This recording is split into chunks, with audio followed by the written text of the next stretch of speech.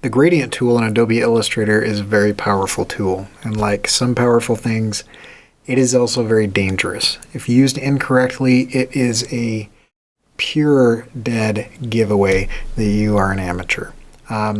If used subtly, and often if it's blended, it can be a very good tool to add a lot of depth and realism to your vector graphics. Okay, so let's jump in. I'm just going to create a shape here, and a gradient is a transition between colors. You have two endpoints, or what are called stops, and in the middle of that you have a midpoint. The midpoint is the halfway point of one color to another color. So for example, if you want to come down here, you have this button will turn your color on, this button will turn your gradient on, this one will turn your color off. So if I click on the gradient button, our gradient window pops up. We have a white stop and a black stop and a midpoint at 50%. If I click on any of these, I can move them, and notice how it changes where that is. If I click somewhere in the middle, it adds another stop. If I double click on that stop, I can change the color. And then if I move these midpoints, then it changes the transition. So if I want more black and less orange in this transition, I can move that midpoint without moving these stops. If I want more orange and less black, I can do that. You also have a radial gradient and a linear gradient. Linear goes in a line, radial radiates from the center. You can also change the opacity down to 0 or anything in between. You can also type these in, so if you click on your gradient location, you can come in and choose from the drop-down menu, or you can type it in for whatever reason. After you have created a gradient that you like, you can save that gradient by pressing the new swatch button, name it whatever you want, and it shows up in your swatch palette. So then when you create another shape, you can click on that and it will apply that gradient to that shape. So let's take a look at different types of gradients. I have here an artboard that has a pattern background on it because I want to show you the transparency feature, but we'll start over here.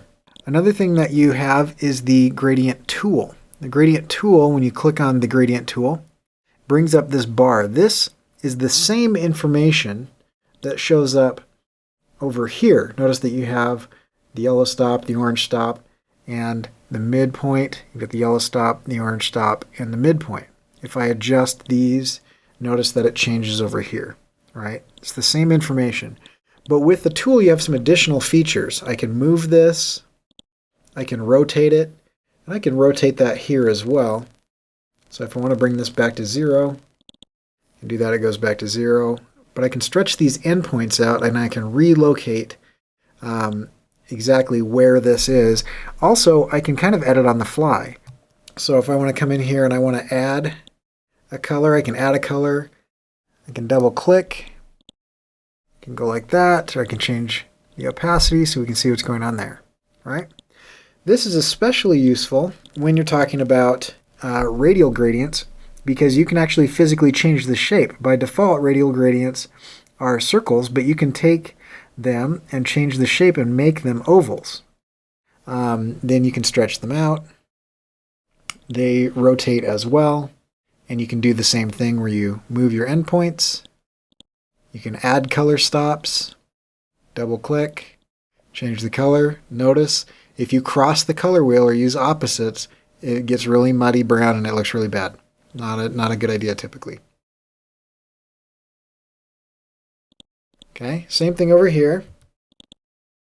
Notice that we can see through this section of the gradient and not through this section. Now if I switch to my gradient tool by pressing G, I can drag this stop over. This can become more opaque. I can double click on this, change that color, right? But this midpoint is going to control the transition. So if I move it over here, notice that it's a lot more of this red and it's a steeper fall off. If I go straight over there, almost a straight line, right? The reason that we're not seeing anything over here is notice that the opacity is turned down to 0.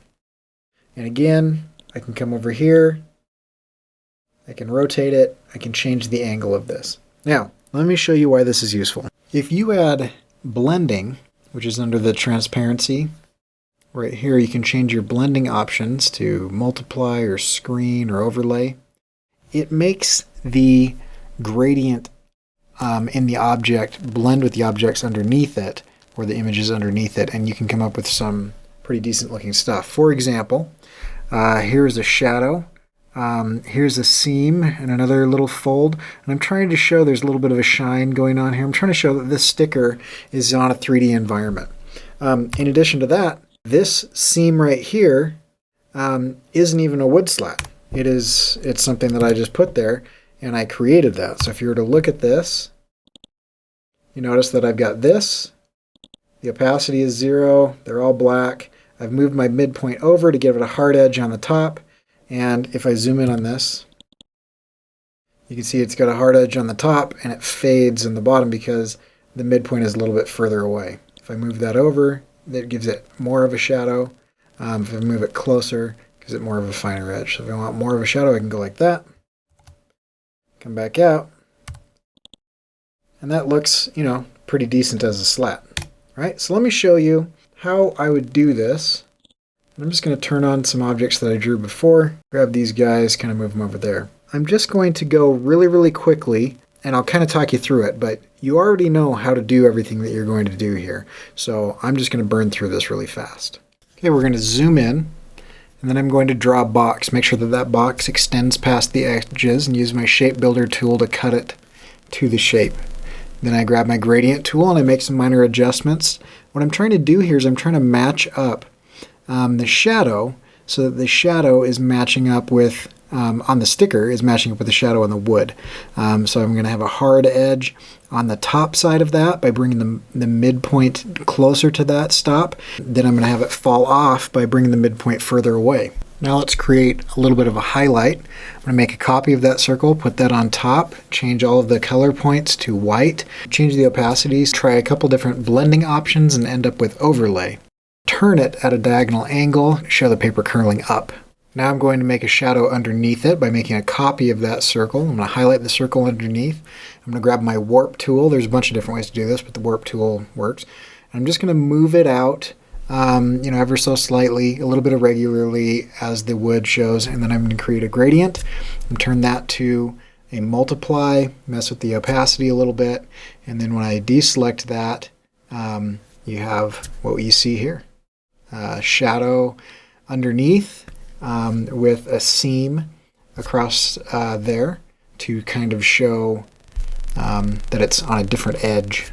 So there are a couple different ways that you can use the gradient tool. Remember that gradients with the blending really, really work out well. Don't cross the color wheel, and subtlety is the key to gradients. And as everything else in the Adobe Suite, remember the rule of Jurassic Park. Just because you can doesn't mean you should. That especially applies to gradients.